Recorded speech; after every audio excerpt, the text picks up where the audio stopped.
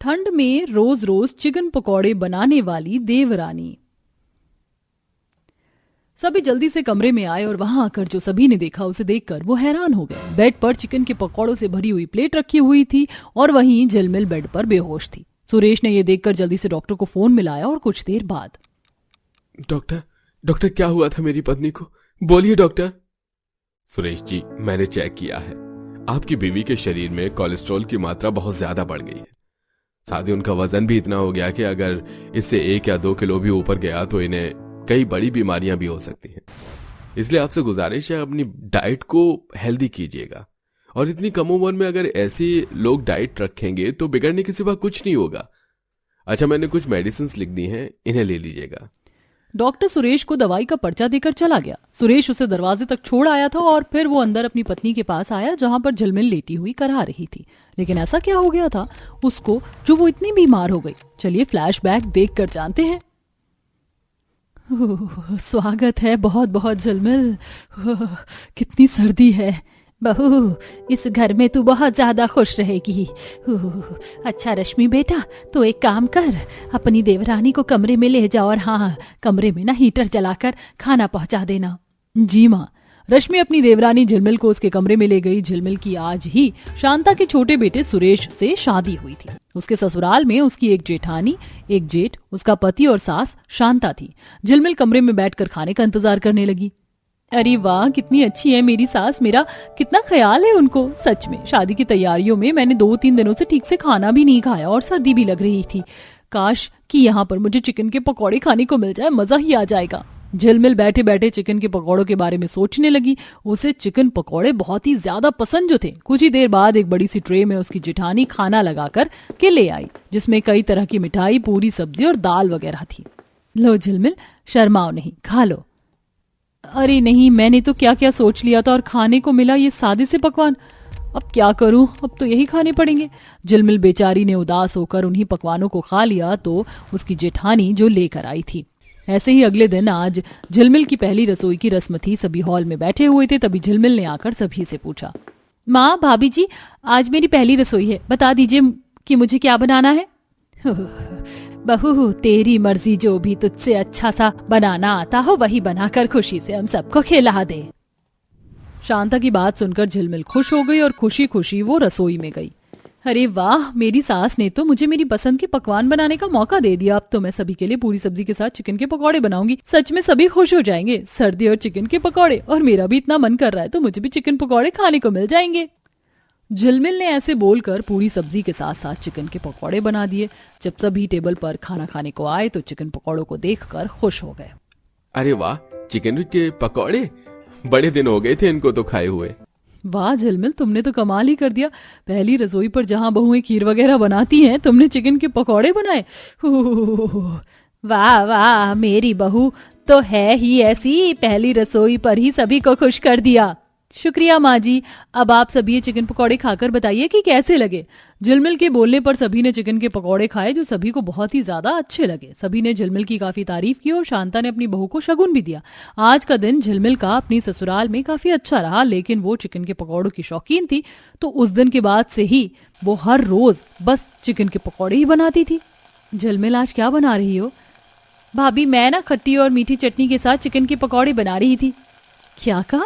फिर से चिकन के पकौड़े? तुम्हें हो क्या गया झिलमिल, जब देखो बस तुम यही बनाती रहती हो। तो आप बता दीजिए ना कि आपको क्या खाना है। मुझे तो चिकन के पकौड़े बेहद पसंद है, इसलिए मैं तो उन्हें खाऊंगी ही। ठीक है, तुम्हें पसंद है ना तो तुम ही बनाओ और तुम ही खाओ। हम रोज रोज ये चिकन पकौड़े नहीं खा सकते। हमारे लिए सादा सा खाना, दाल रोटी बना देना। अपनी जेठानी की बात सुनकर झिलमिल को गुस्सा आ गया, लेकिन उसने फिर भी अपने लिए चिकन पकौड़े बनाकर सभी के लिए दाल रोटी बना दी।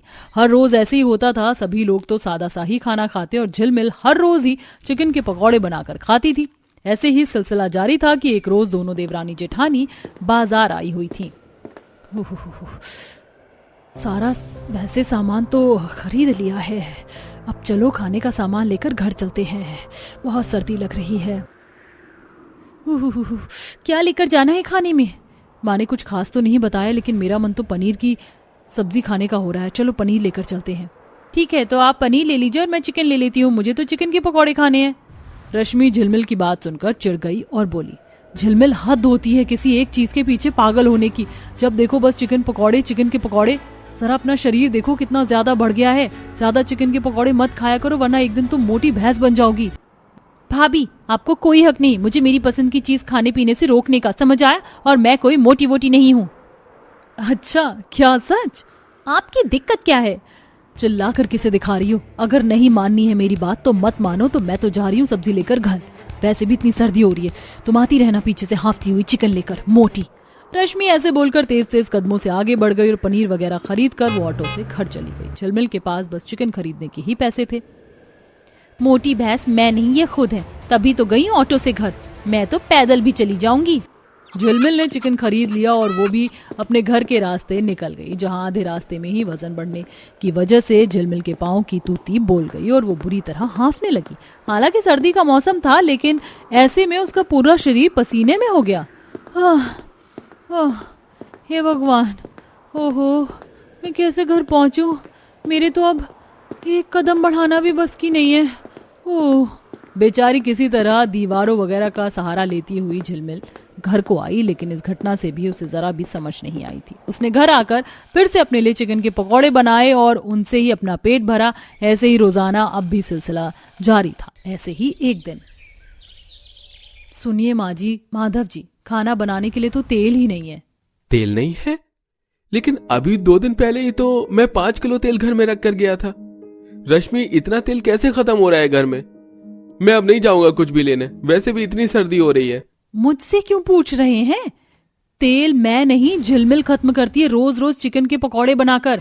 आज भी जितना भी तेल था उसमें उसने चिकन पकौड़े फ्राई कर लिए।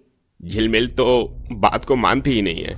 इतने ज्यादा ये पकौड़े उसकी सेहत खराब कर सकते हैं। लेकिन देवर जी, आपकी पत्नी अपने साथ साथ सभी घर वालों का भी नुकसान करवा रही है।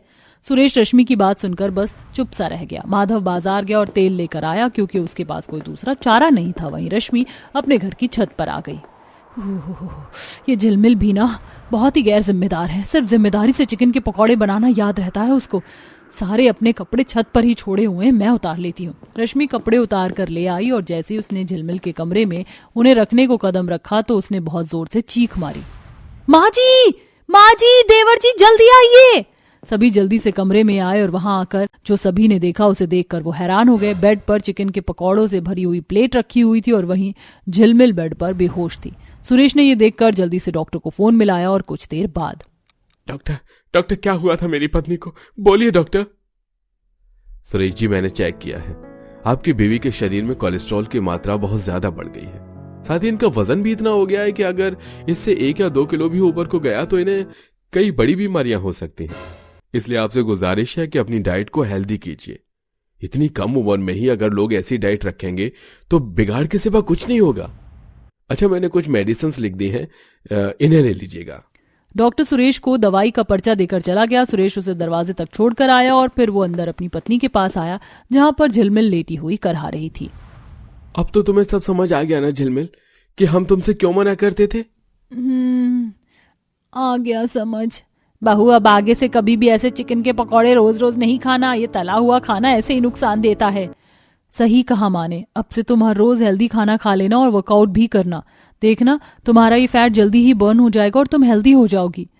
जी जरूर भाभी, मैं जरूर करूंगी। इस घटना के बाद फिर कभी झिलमिल ने रोज रोज चिकन के पकौड़े नहीं खाए।